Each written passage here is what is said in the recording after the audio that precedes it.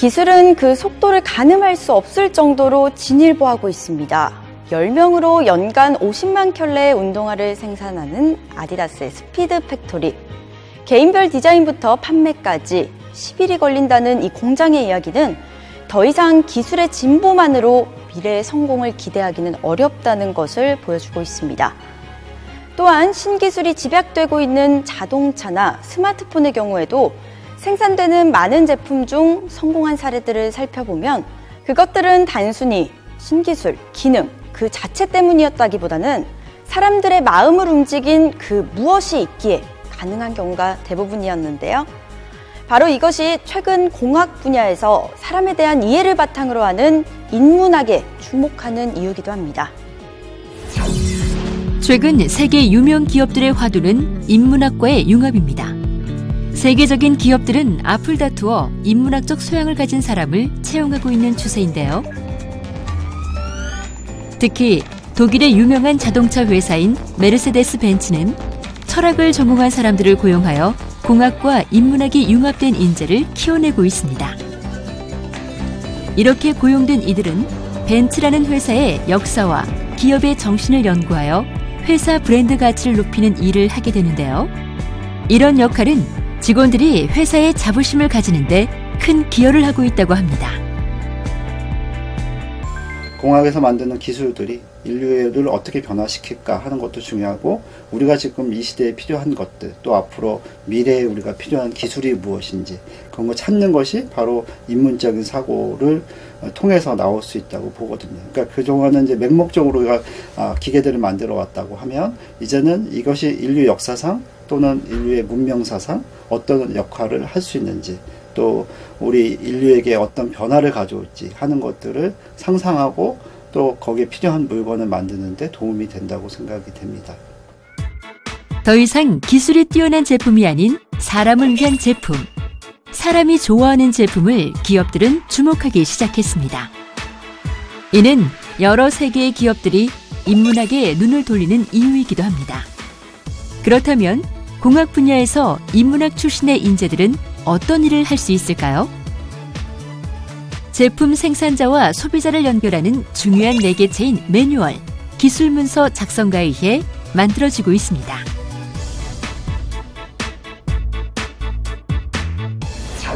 저는 반도체 후공정 패키징 장비 업체인 한미반도체라는 회사에서 매뉴얼을 작성한 업무를 맡고 있습니다.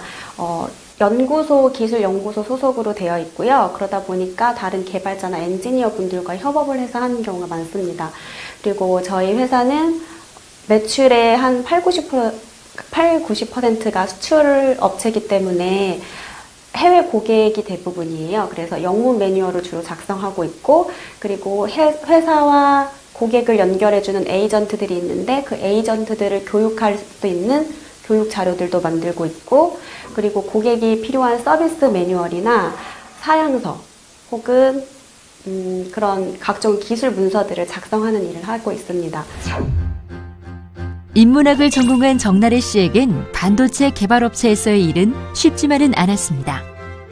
하지만 근무하며 틈틈이 관련 전문 지식을 공부하고 능력을 쌓아가고 있습니다. 저희 연구부서에서 이 일을 매뉴얼 작성을 하는 일을 하는 사람은 저밖에 없었거든요. 그래서 이제 매뉴얼을 보고 저 혼자 업무를 익히고 관련 지식을 익혀야 되는 상황이었어요. 그래서 이제 배울 게 없으니까 책을 찾아보고 그러던 중에 내가 하는 일이 테크니컬 라이터라는 걸 알았고, 내가 하는 글쓰기가 기술적 글쓰기, 테크니컬 라이팅이라는 걸 알게 되었거든요. 그래서 이제 그 관련 서적들을 많이 찾아보게 됐고, 그리고 이제 그러던 과정에서 선진국들은 이제 테크니컬 라이터라는 직종을 되게 고소득의 전문 직종으로 자리 잡아 있는 상태였고, 그리고 심지어 테크니컬 라이팅에 대한 전문 학과까지 개설되어 있는 상황인데, 국내에는 알려진 지 거의 10년 남짓밖에 안 됐고, 관련 교육을 받을 수 있는 경우도 많이 적었고, 그래서 이렇게 저도 나름대로 이렇게 알아보다가 TC 협회라고 테크니컬 커뮤니케이터 네트워크라는 협회가 있는데, 거기서 매년 국제 컨퍼런스를 진행을 해요. 근데 그런 세미나 같은 데 가서 테크니컬 라이팅에 대한 트렌드도 얻고, 그리고 테크니컬 라이팅 기법이나 뭐 안전문구, 실제로 저희 매뉴얼 작성에 있어서 되게 필요한 지식들이 많더라고요. 그러한 지식들을 얻으면서 이제 저 나름의 자아를 찾아갔던 것 같아요. 그냥 단순히 아는 내용을, 제 안에 있는 내용을 적는 게 아니라 기술적 내용을 가지고 있는 사람들에게서 저에게 필요한 정보, 사용자가 필요한 정보를 끌어내야 되기 때문에 아무래도 커뮤니케이션 능력이 되게 중요한 것 같고요.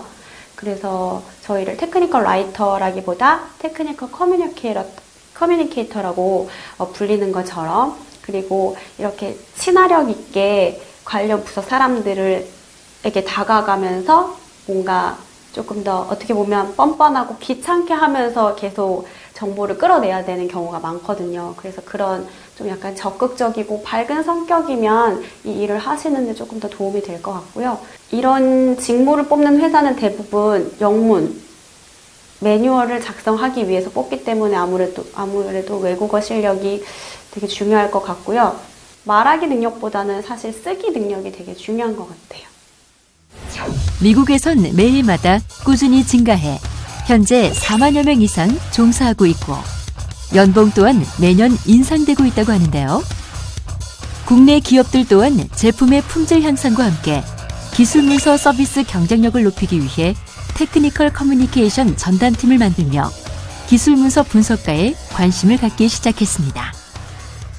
인문 출신자들이 학부 시절에 뭐 글쓰기 혹은 사고 능력 혹은 상호작용 능력을 위해서 많은 공부를 했던 것처럼 조금만 눈을 돌려서 혹은 공학 쪽 계열의 일을 찾게 되었을 때 더 많은 시너지 효과를 낼 수 있을 것 같아요. 그래서 지금 나는 경영학 출신이니까 경영 쪽으로 뭐 직업을 구할 거야.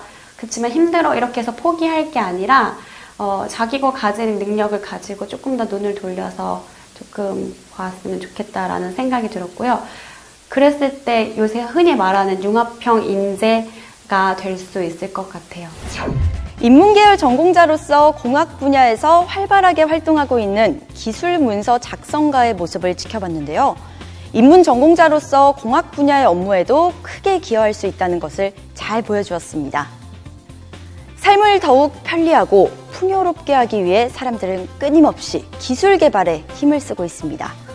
이러한 기술들의 문화나 사회 환경 분석을 토대로 감성이 더해진다면 어떤 결과가 나올까요? 벽돌 한 장의 무게만큼 무거워 벽돌폰으로 불렸던 최초의 휴대전화. 이후 여러 기능이 추가되고 기술에 기술을 더하여 지금과 같은 모습을 갖추었는데요. 이는 제품에 사람의 감성이 더해진 감성공학의 결과물이라 할 수 있습니다. 감성공학의 분야는 사물뿐 아니라 인간의 감성을 정량적으로 측정 평가하고 이를 제품이나 환경 설계에 적용하여 인간의 삶을 더욱 편리하고 안락하게 하는 연구 분야입니다. 저는 지금 헬스케어 쪽에서 그런 솔루션들을 기획하고 그다음에 운영하는 역할을 하고 있는데요.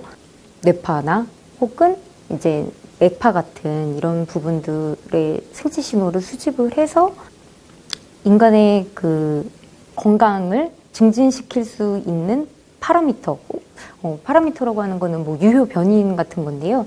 그런 것들은 어떤 게 있을까라고 이제 연구를 할 수 있고, 그 연구 결과물을 다시 뭐 헬스케어나 웰니스케어에 관련된 애플리케이션에 접목을 할 수 있는 헬스케어 쪽 솔루션을 기획을 하는 일을 하고 있다고 볼 수 있어요.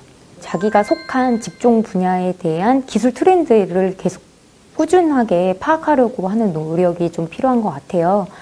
뭐 현재 지금 가장 화두가 되고 있는 뭐 4차 산업혁명, 뭐 AI나 뭐 빅데이터 분석 같은 그런 부분들에 대한 지식들, 뭐 그냥 진짜 말 그대로 기술적인 트렌드를 파악하려고 하는 노력은 꾸준하게 해야 되는 것 같아요.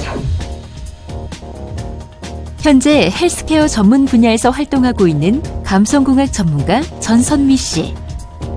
그녀의 전공은 심리학이었습니다. 우리가 그냥 우울증이라고 하는 그런 멘탈 헬스적인 부분에 대해서 심리학적인 지식이 없으면 거기에 아무래도 접근을 하는 게 제한적일 수밖에 없는데, 저는 아무래도 그런 쪽 멘탈 헬스 관련된 그런 솔루션들을 기획을 할 때 그런 학과적인 그런 학문적인 지식들이 분명히 도움이 되게 많이 되고 있는 것 같아요.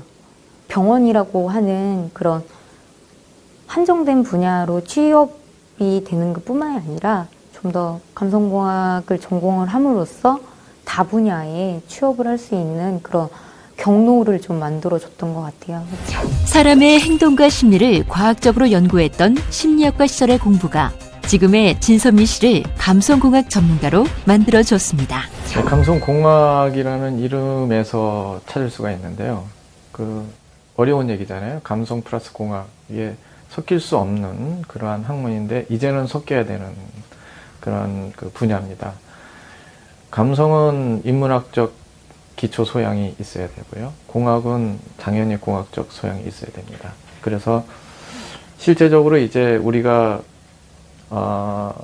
대학에서 각각의 공학이니 인문학이니 이렇게 칸막이식 공부를 했지만 이 감성공학 분야는 그 인문학과 디자인과 공학이 융합되어지는 그러한 학문이기 때문에 각각의 그 소양을 다 갖추어야 된다고 생각합니다. 사회와 인간을 바라보는 그 시각들을 깊이 있게 볼 수 있지 않습니까? 그런 인문학 하는 사람은 현상을 보는 게 아니라 현상 뒤에 숨겨져 있는 의미를 볼 수 있기 때문에 그러한 모든 원리와 의미를 공학적으로 구현해 나간다면 굉장히 그 21세기에 필요한 그런 4차 산업혁명에 필요한 그런 인재라고 볼 수 있습니다. 인문과 공학, 두 학문의 융합이 만들어낸 직업들. 인문학 전공자들이 도전할 수 있고 미래를 설계할 수 있도록 도와줄 것입니다. 빅데이터를 분석할 수 있는 그런 기술들은 좀 충분히 함양을 하고 감성공학에 관련된 분야에 조금 뛰어드시는 게 가장 좋을 것 같아요. 근데 저는 못했어요. 저는 좀 아무래도 심리학이라고 하는 인문사회를 전공을 하다 보니까 그런 컴퓨터 관련된 프로그래밍 기술을 습득을 하는 게 저는 조금 어려웠었거든요. 그래서 그 프로그래밍을 하는 데 있어서 조금 한계에 부딪혔기 때문에 저는 뭐 R이나 아니면 뭐 파이썬 뭐 이런 빅데이터를 분석할 수 있는 프로그래밍 기술은 하나쯤은 조금 이렇게 잘 다루실 수 있는 역량을 함양하는 게 나중에 이제 진출을 하실 때 뭐 좀 가장 도움이 많이 될 것 같아요. 인문학자들이 아무래도 도움이 되는 거는 뭐 단순히 수학 계산하고 물리 계산하는 것들은 이제 AI가 다 할 테니 그런 것보다는 조금 더 상상력을 불러 넣어 줄 수 있는 것들, 그리고 뭐 과거에 우리 뭐 역사나 이런 데서 나왔던 것 또는 문학 작품에서 나왔던 것, 이런 것들을 어떻게 보면 실현시키는 그 원동력을 제공할 수 있다, 뭐 이런 것들이 그 방향이 되지 않을까 생각이 됩니다. 기술이 발달할수록 사람들은 감성을 가미한 따뜻한 제품, 인간미를 느낄 수 있는 서비스를 원합니다. 이는 공학 분야에서 인간에 대한 이해에 기반한 기술 개발이 얼마나 중요한지를 보여주는 거라고 할 수 있을 텐데요. 단순히 편리한 데서 그치는 게 아니라 사람들의 삶을 더욱 풍요롭고 행복하게 하는 기술을 위한 공학과 인문학의 융합. 인문학 전공자들의 끊임없는 도전이 가능한 이유일 겁니다.